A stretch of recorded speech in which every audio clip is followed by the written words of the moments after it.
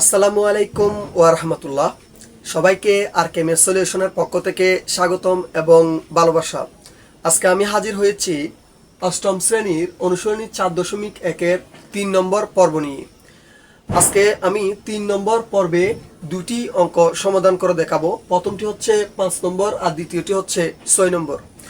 আশা করি আমার অষ্টম শ্রেণীর প্রিয় শিক্ষার্থী বন্ধুরা আমার ভিডিওটি মনোযোগ সহকারে দেখবেন এবং অঙ্কগুলো মনোযোগ সহকারে বুঝে নেওয়ার চেষ্টা করবেন। এই ভিডিওর কমেন্ট বক্সে আমার ইউটিউব লিংক দেওয়া থাকে। ইউটিউব লিংকে গিয়ে আমার ইউটিউব চ্যানেলটি সাবস্ক্রাইব করার অনুরোধ রইল এবং এই অঙ্কগুলো পর্ব অনুযায়ী আমি ফেসবুক পেজে আপলোড করব। আপনারা পর্ব অনুযায়ী এই ভিডিওগুলো দেখবেন এবং অঙ্কগুলো বুঝে নেওয়ার চেষ্টা করবেন। এখানে 5 নম্বর অঙ্কের মধ্যে বলা হয়েছে x minus 1 by x equal to 3 হলে s square plus 1 by s square এর মান নির্ণয় করো। আমরা প্রথমে 5 নম্বর অঙ্কের সমাধানটা করব। এই অঙ্কগুলো দুইটি নিয়মে করা যায়। বিকল্প অনুসারে আমি দেওয়া আছে যে রাশিটা দেওয়া আছে এই রাশি দিয়ে আমি অঙ্কটার সমাধান করব। এখানে 5 নম্বরে বলা হয়েছে x minus 1 by x equal to 3 হলে s square plus 1 by s square এর মান নির্ণয় করো। তাহলে আমি 5 নম্বরে লিখব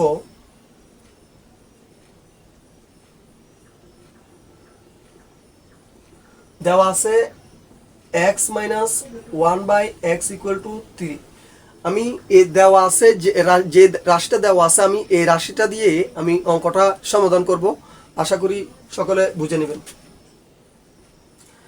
আমরা প্রথমে এই রাশিকে বর্গ নির্ণয় করব। প্রথমে আমরা x minus 1 by x equal to 3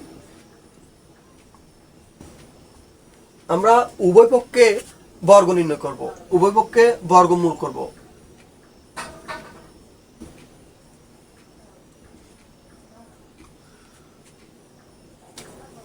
এখানে বলা হয়েছে x minus 1 by x square equal to 3 whole square.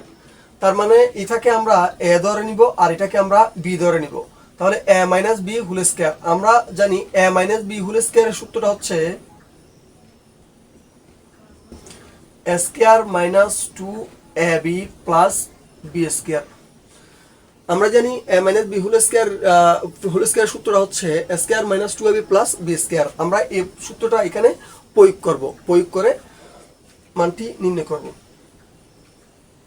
s square a মানে হচ্ছে আমরা x ধরেছি, আমরা সেজন্য a স্কয়ারের জায়গায় s স্কয়ার বসিয়েছি।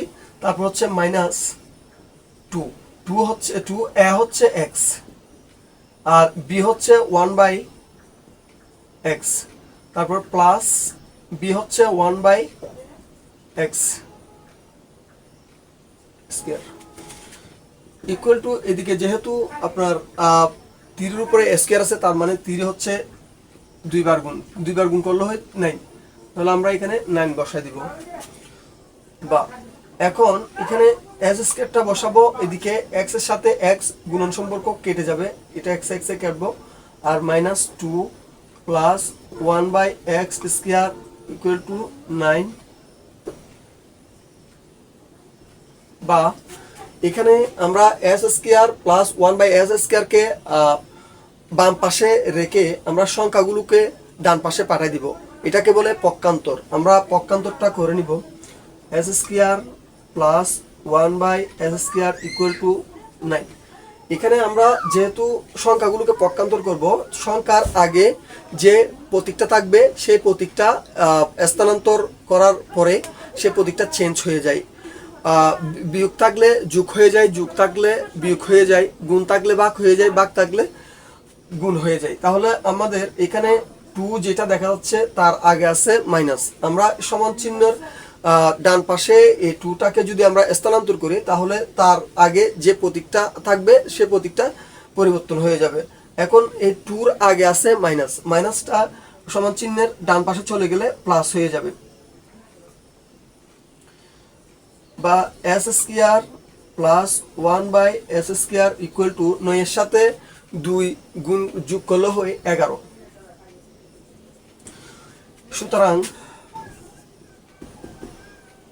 S square plus 1/s square equal to 11 answer. প্রিয় শিক্ষার্থী বন্ধুরা, এটি হচ্ছে আমাদের 5 নম্বরের কাঙ্ক্ষিত আনসার। এখানে বলা হয়েছে এস স্কোয়ার প্লাস 1/s স্কোয়ারের মান নির্ণয় করো। আমরা এস স্কোয়ার প্লাস 1/s স্কোয়ারের মান পেয়েছি কত? 11। আশা করি আমাদের প্রিয় অষ্টম শ্রেণীর প্রিয় শিক্ষার্থী বন্ধুরা এই অঙ্কটি খুব সহজে বুঝে নিতে পেরেছেন। আরেকটি বিকল্প পদ্ধতি আছে, সেটি হচ্ছে এটা দিয়েও আপনি অঙ্কটি খুব সহজভাবে সমাধান করা যায়। আমি এটা দিয়ে করে দেখালাম।